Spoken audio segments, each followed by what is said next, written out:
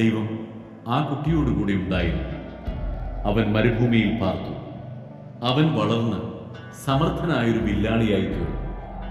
അവൻ പാരാനിലെ മരുഭൂമിയിൽ പാർത്തു. അവൻ്റെ അമ്മ ഈജിപ്തിൽ നിന്ന് അവനൊരു ഭാര്യയെ തിരഞ്ഞെടുത്തു.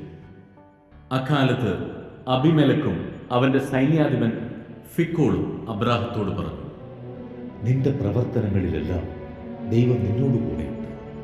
അതുകൊണ്ട് എന്നോടും എൻ്റെ സന്തതികളോടും അന്യായമായി പെരുമാറില്ലെന്ന് ദൈവത്തിൻ്റെ മുമ്പിൽ ശപഥം ചെയ്യുക.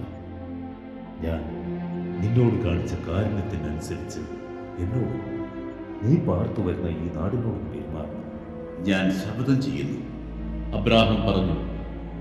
അബിമെലെക്കിന്റെ ദാസന്മാർ തന്റെ കൈവശത്തിൽ നിന്ന് പിടിച്ചെടുത്ത കിണറിനെ കുറിച്ച് അബ്രാഹം അവനോട് പരാതിപ്പെട്ടു. അബിമെലെക്ക് മറുപടി പറഞ്ഞു, ആരാണിത് ചെയ്തതെന്ന് എനിക്കറിഞ്ഞുകൂടാ. നീ ഇക്കാര്യം എന്നോട് പറഞ്ഞിട്ടില്ല. ഇന്നുവരെ ഞാൻ ഇതേക്കുറിച്ച് കേട്ടിട്ടുമില്ല. അബ്രാഹം അബിമെലെക്കിന് ആടുമാടുകളെ കൊടുത്തു. അവരിരുവരും തമ്മിൽ ഒരു ഉടമ്പടി ഉണ്ടാക്കി.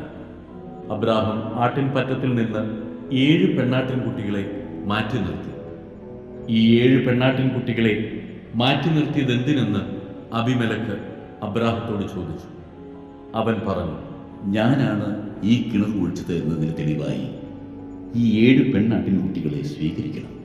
ആ സ്ഥലത്തിന് ബേർഷെബ എന്ന് പേരുണ്ടായി. കാരണം അവിടെ വെച്ച് അവർ രണ്ടുപേരും ശപഥം ചെയ്തു. അങ്ങനെ ബേർഷെബയിൽ വെച്ച് അവർ ഒരു ഉടമ്പടി ഉണ്ടാക്കി.